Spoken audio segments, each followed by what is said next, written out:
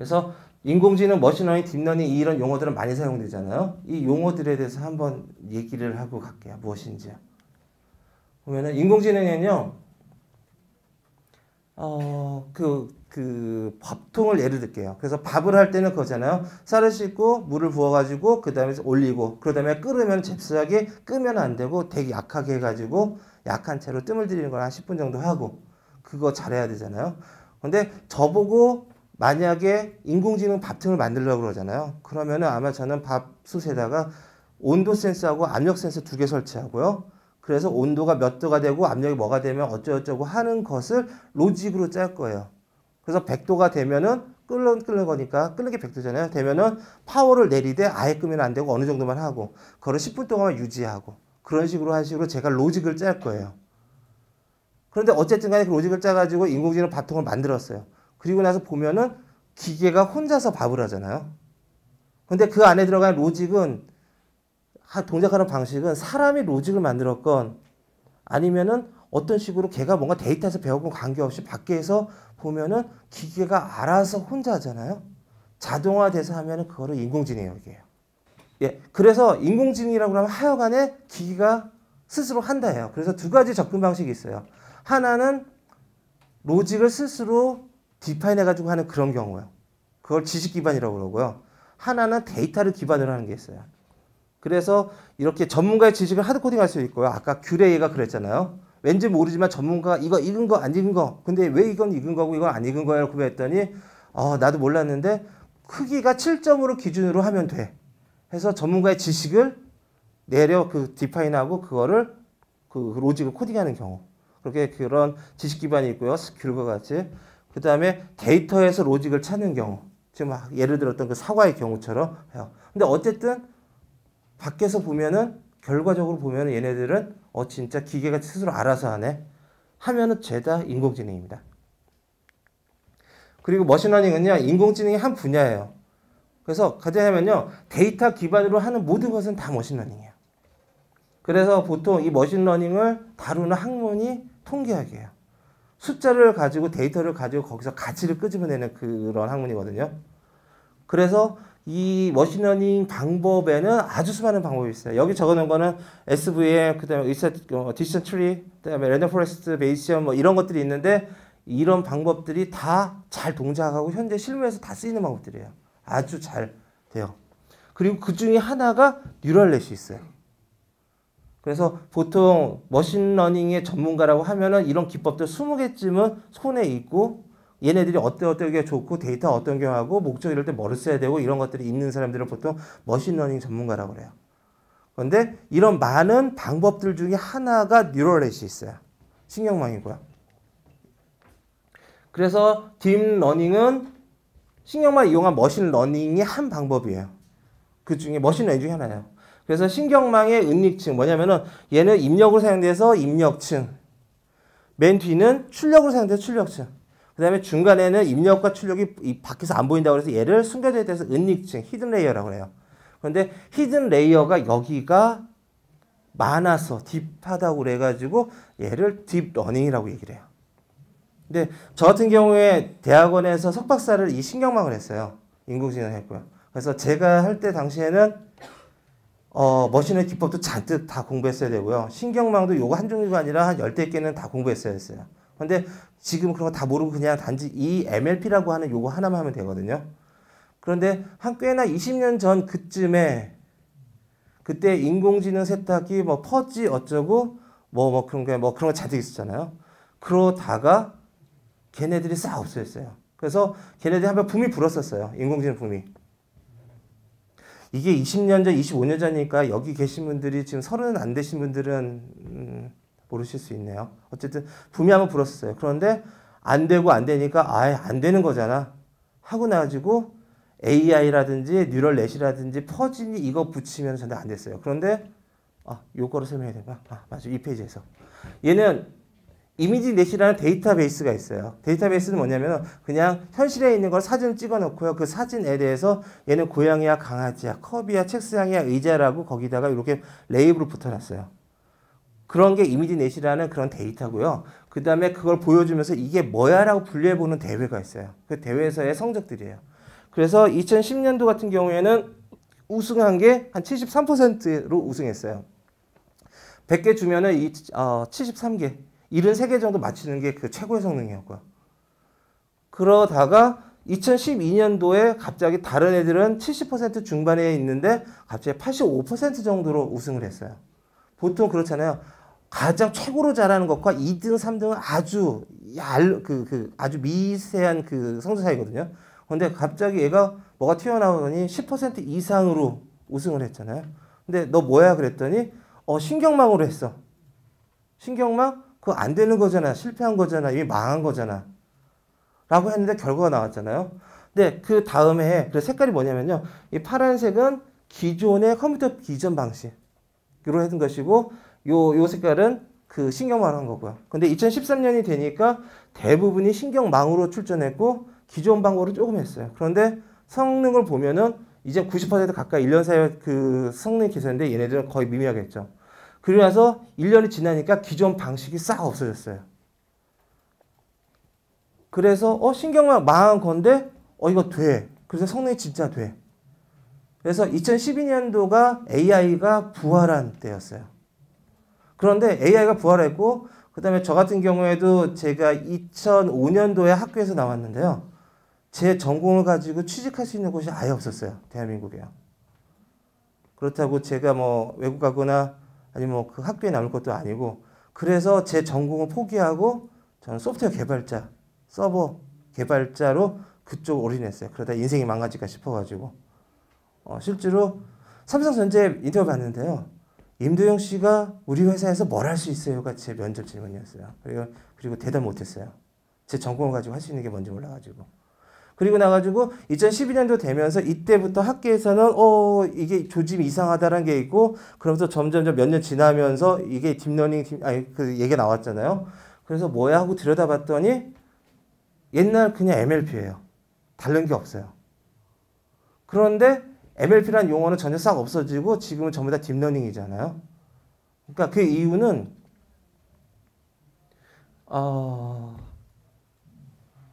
아까 실망이 컸잖아요. 근데 지금 다시 인공지능에다가 이거를 신경망 끄집어내면은 사람들 머리에는 그게 박혀 있어요. 신경망 실패한 거. 너무 부정적이 너무 강해요. 그러니 이거를 그 용어를 쓰면 안 돼요.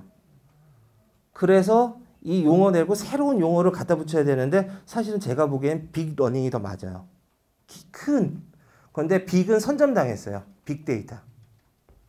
선점당했기 때문에 빅 말고 딥이라는 용어를 붙여가지고 딥러닝이라고 하자.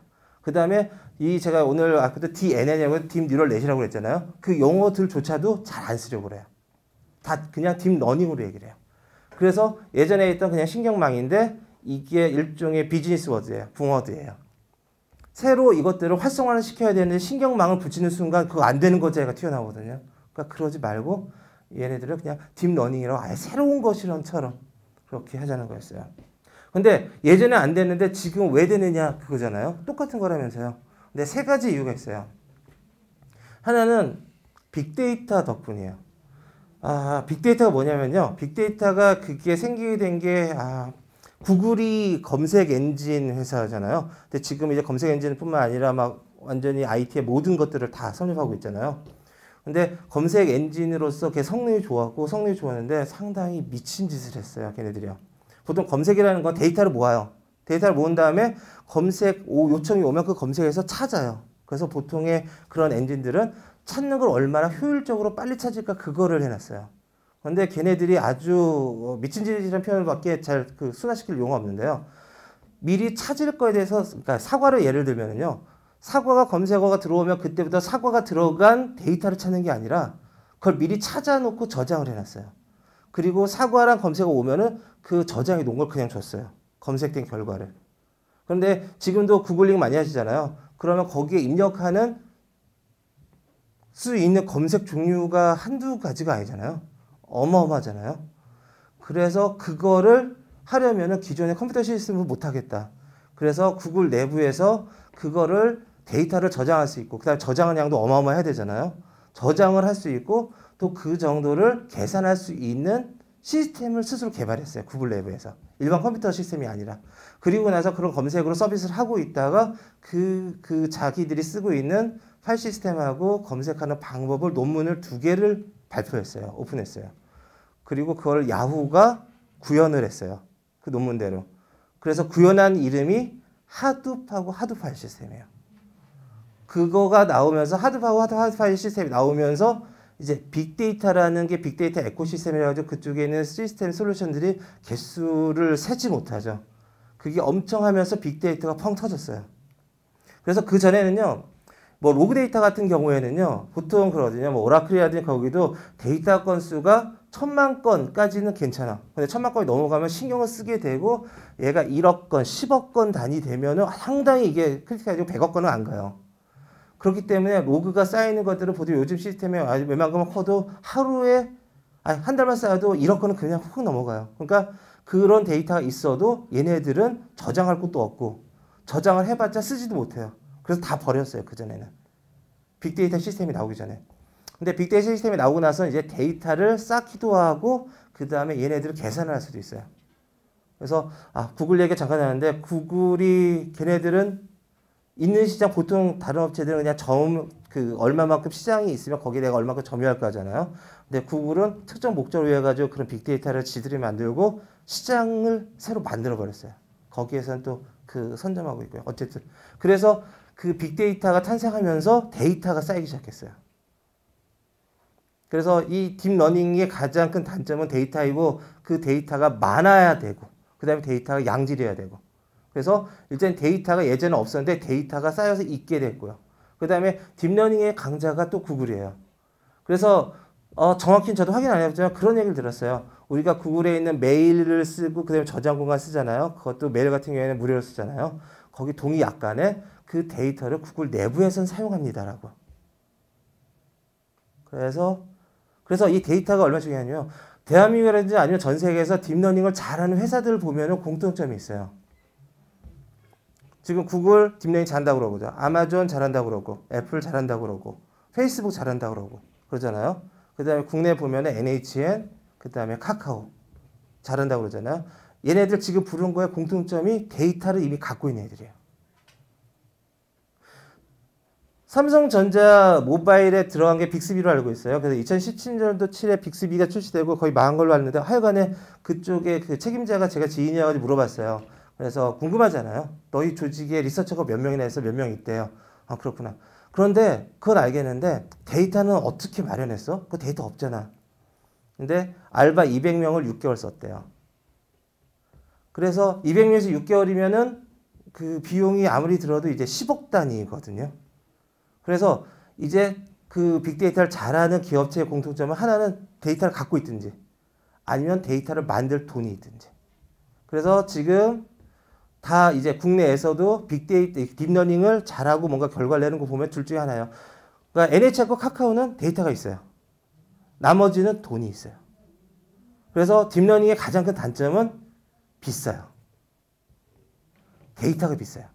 특히나 아까 이미지 넷이라는 그것이 그냥 사물에 대한 데이터 찍는 것들은 구글에서 이미지는 무지하게 찾을 수 있어요. 그런데 거기에 이 이미지가 얘는 책상이야, 의자라고 거기에 붙어 있잖아요. 그거 보통 레이블링이라고 하거든요. 그거 레이블링을 달 수 있는 거는 사람이 밖에 할 수 없어요. 그래서 이미지넷에도 걔네가 그 개수가 100만 단위거든요. 그래서 100만 장 이상을 거기다 일일이 사람 눈으로 보면서 사람이 레이블링을 했어요. 그게 아마 카나다에서 한 걸로 알고 있고요. 카나다의 그 국책 과제로 했고요. 그런 과제는 되게 훌륭한 것 같아요. 그러면 인해가지고 이미넷이 거의 딥러닝 할 때 그냥 거의 반드시 사용하는 데이터셋이 되거든요. 그러니까 전 세계에 이 학문하고 그냥 실질적인 딥러닝을 큰 이바지한 것 같고요. 그래서 데이터가 하여간 비싸요. 그 다음에 특히 레이블링하는 데이터가 비싸요. 그래서 사람이 해야 되는 거거든요. 다 인건비이기 때문에요. 데이터를 그냥 못 쓰는 게 아니에요. 그래서 단점이 데이터예요. 그래서 저장 공간이 섞여고 그 다음에 이제 컴퓨팅 파워가 많이 필요해요. 컴퓨팅 파워가 왜 많이 필요한지는 감은 잡히시겠죠. 아까 노드가 있었는데 뭐 히드레이 이쪽이 1000개, 그 다음 레이어가 1000개예요. 그러면은 웨이트 요 중간에 엮어지는 선의 수가 1000 곱하기 1000이면 100만 개예요. 간단하게. 그 다음에 100만 개의 값을 업데이트 시키는데 이걸 한두 번이 아니라 보통 엄청나게 반복시켜요. 그러니 컴퓨팅 파워가 어마어마하게 필요해요.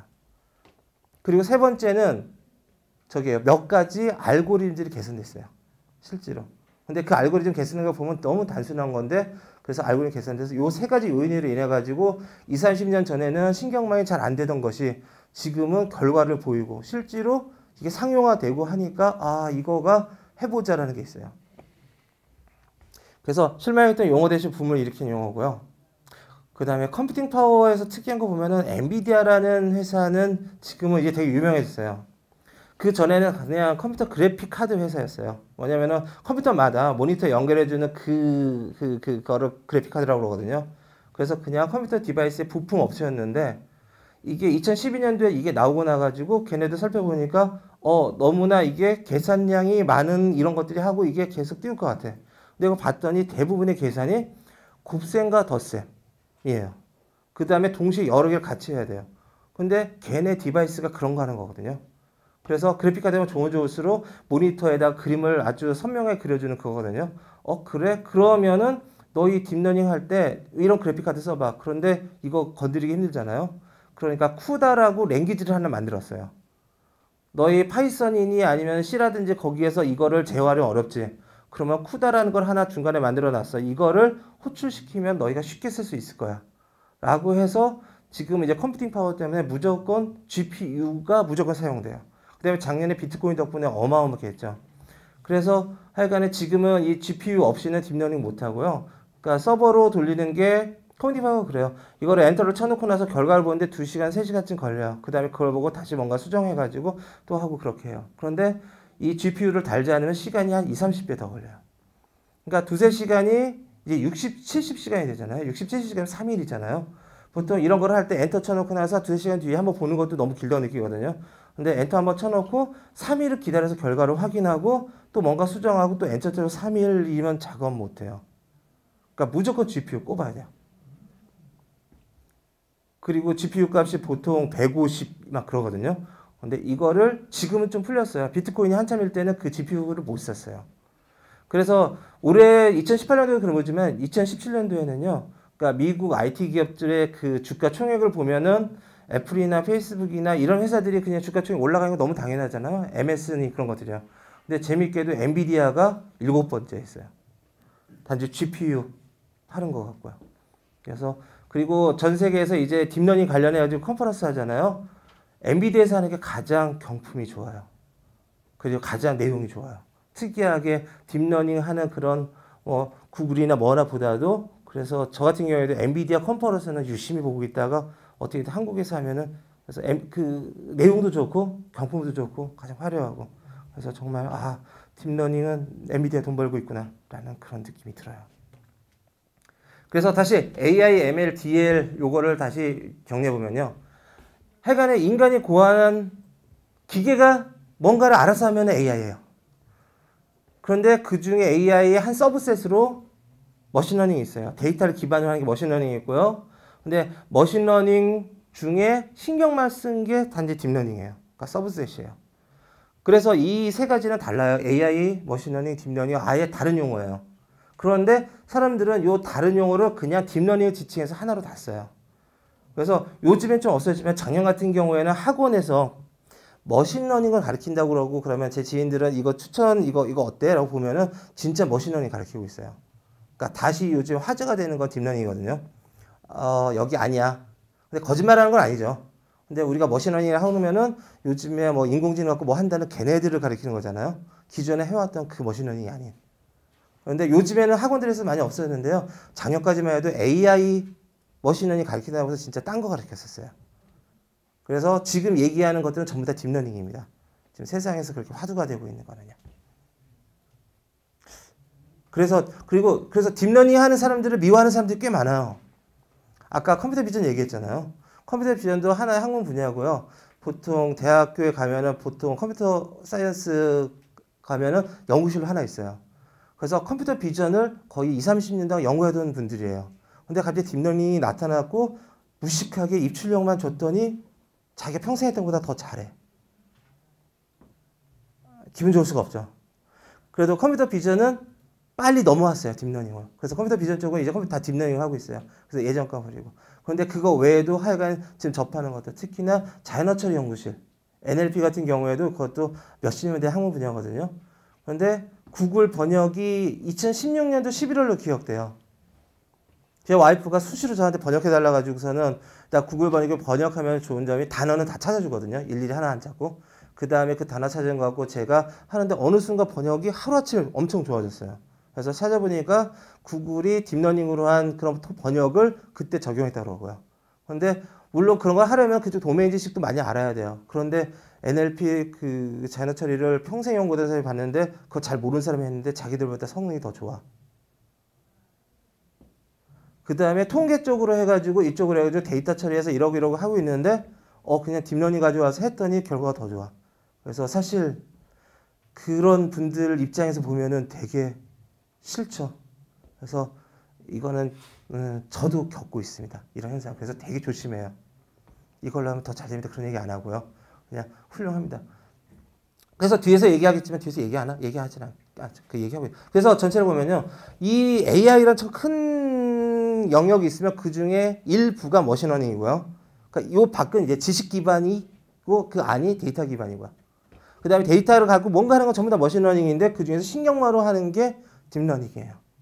그리고 사람들이 얘기하는 AI, 머신러닝, 딥러닝은 그냥 딥러닝을 가리키는 용어입니다. 그 다음에 아까 생각 안 났던 거 그거 생각났어요. 그래서 말씀드리면은 그러면은 딥러닝이 이건 언제 쓰고 머신러닝 언제 쓰는지 그거 구별하는 거 알려드릴게요. 그래서 딥러닝은 단점이 계속 말씀드리지만은 얘가 비싸요. 그러니까 데이터 모으는데도 비싸고 그 다음에 컴퓨팅 파워도 비싸요. 컴퓨팅 파워가 단순하게 그잖아요. 그 서버 그 마련하는 그 돈이기도 하고 아니면 그 뭐냐면 AWS니 거기에서 돌리는 클라우드 비용이 다 돈이잖아요. 그래서 그게 비싸요. 그런데 불구하고 그러니까 웬만하면은 딥러닝을 안 쓰면 좋겠죠. 그러니까 딥러닝이 아닌 기존의 머신러닝으로 풀린 문제는 딥러닝 쓰면 안 돼요. 그 다음에 일단은 서버도 좋은 거 넣어야 되고 뭐 하고 되니까 그러니까 기존의 방식으로 이게 되고 있는 거라면 그러면 그냥 기존의 머신러닝 방법으로. 그런데 기존의 머신러닝으로 안 풀린 문제들이 있어요. 지금 딥러닝이 나오는 것들이 죄다 그쪽이에요. 그래? 그러면은 머신러닝으로 안 풀렸던 문제인데 딥러닝으로 시도해보자. 그러니까 기존에 해결 방법이 있느냐 없느냐예요. 그러니까 기존에 이미 해결 방법이 있어. 그런데 그걸 딥러닝 쓰면은 비싸고 비싸다는 건 비용이 많다는 거잖아요. 그만큼 안 좋은 거거든요. 근데 기존에 이걸로 해결 안 된 방법이야. 그러면 딥러닝 해보자. 이렇게 구별하시면 돼요. 대신에 비싼 건 맞고요.